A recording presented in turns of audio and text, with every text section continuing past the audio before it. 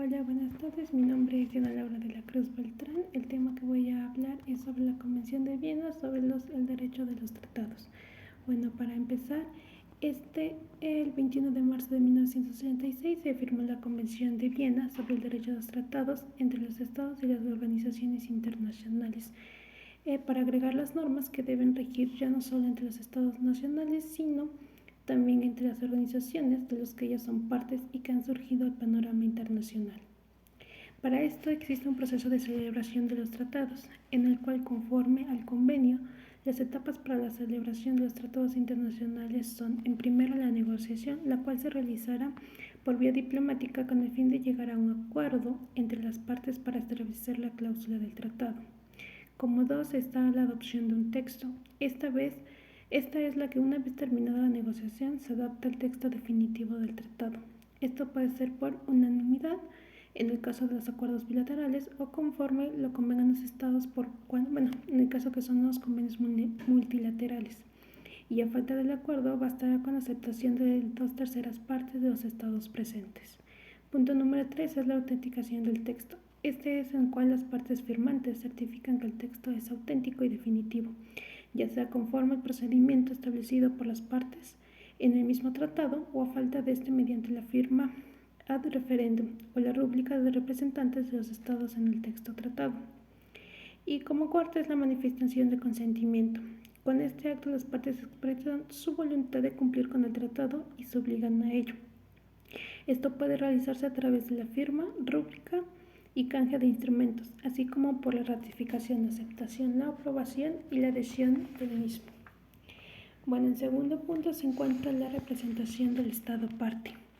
En este, consentimiento de un Estado para obligarse en un tratado internacional, el cual puede realizarse a través del jefe de Estado, jefe de gobierno, el ministro de las Relaciones Exteriores. Cualquiera de ellos incluso puede ejecutar todos los actos relativos a la celebración de los tratados.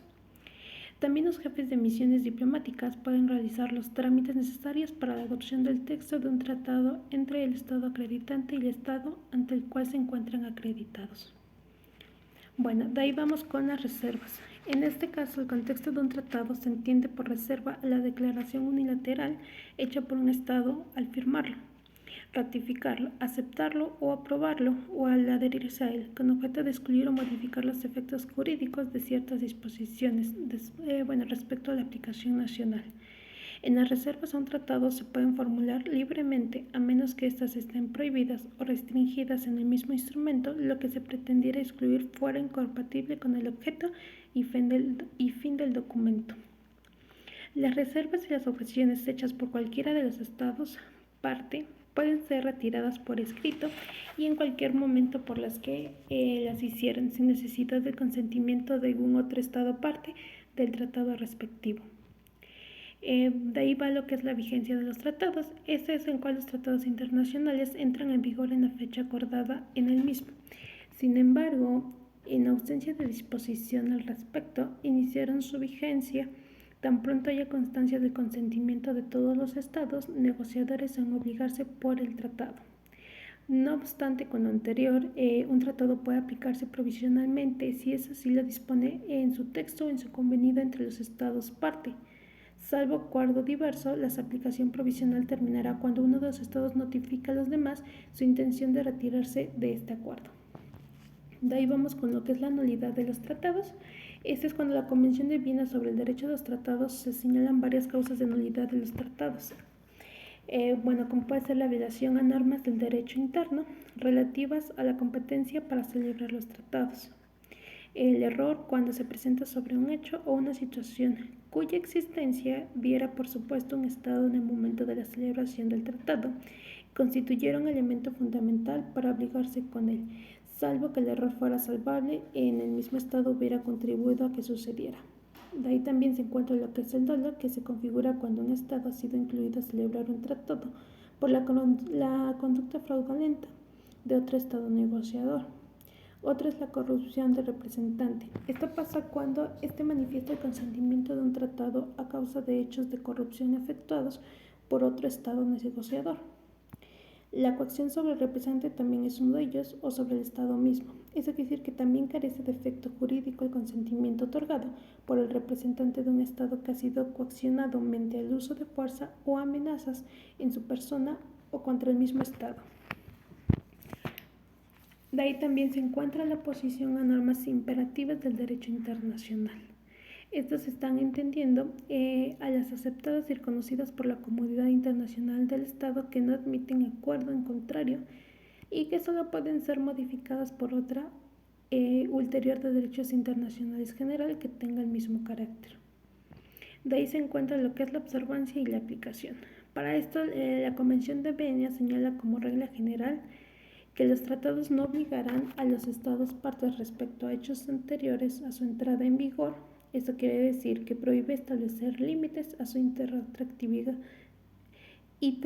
irretroactividad. Por otro lado, los tratados se aplicarán en la totalidad de sus territorios, salvo pacto en lo contrario. Ahora bien, cuando se trate de tratados sucesivos en la misma materia, prevalecerán las disposiciones del último. Este es en caso de haber coincidencias en el tiempo de un tratado posterior y otro anterior. De ahí sigue la interpretación de los tratados. Bueno, para esto, por regla general, los tratados deben interpretarse de buena fe, conforme al sentido corriente que haya que atribuirse a sus términos en el contexto de estos, teniendo en cuenta sujeto y fin. Se entiende por contexto, además del texto, preámbulo y anexos, todo acuerdo que se refiera al tratado y haya sido concertado entre todas las partes con motivo de su celebración, así como todo instrumento formulado por una o más partes y aceptado por las otras. Además del contexto, para interpretar un tratado debe considerarse todo acuerdo o práctica ulterior entre las partes acerca de su interpretación o de la aplicación de sus disposiciones, así como toda norma pertinente de derecho internacional aplicable en las relaciones entre las partes. Por otro lado, puede acudirse a medios de interpretación complementarios, por ejemplo, a los trabajos preparatorios del tratado y a las circunstancias de su celebración, para confirmar el sentido del texto cuando éste sea ambiguo o oscuro o conduzca a su resultado manifestándose absurdo o irrazonable. De ahí nos encontramos con lo que es la enmienda y modificación de los tratados. Para esto, la regla general es que los tratados pueden ser enmendados por acuerdo de los Estados parte. En el caso de los multilaterales, toda propuesta de enmienda habrá de ser notificada a todos los Estados contratantes y cada uno tendrá el derecho, o todos los Estados contratantes y cada uno tendrá el derecho o participar tanto en la decisión sobre las medidas o adoptar con relación a tal propuesta, como en la negociación y la celebración de cualquier acuerdo que tenga por objeto enmendar el tratado. Por último, nos encontramos con la terminación de los tratados. En esto, los tratados pueden terminarse por disposición expresa en su texto o por el consentimiento de todas las partes. Sin embargo, en caso de la ausencia de disposiciones para la terminación, denuncia o retiro, se debe hacer constar la intención de las partes de admitirlos, ello en tanto no puedan inferirse la naturaleza de este tratado. Esto es que el Estado parte debe notificar a las demás integrantes del mismo que tiene intención de denunciar o retirar del tratado con 12 meses de anticipación. Respecto a las demás causas de terminación de un tratado, estas son: por la celebración de un tratado posterior que verse sobre el mismo materia y el cual haya participado los mismos estados, y por las violaciones graves al tratado. Gracias.